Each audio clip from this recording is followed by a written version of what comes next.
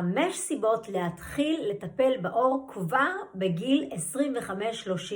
שימור המצב הקיים של העור והמשך תפקוד של עור תקין וצעיר בשכבות העור העמוקות מבחינת הקולוגן והאלסטין, שיפור נזקים שקיימים בעור באופן יעיל יותר ועם תוצאות טובות יותר, מניעת נזקים עתידיים.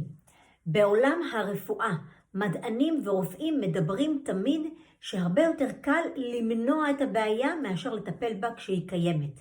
כך גם בעור, האטה משמעותית בקצב התבגרות העור. מכאן השם אנטי-אייג'.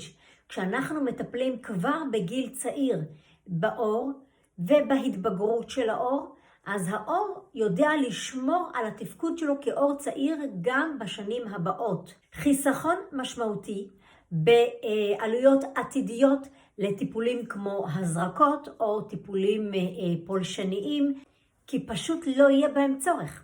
אז בואי נתחיל.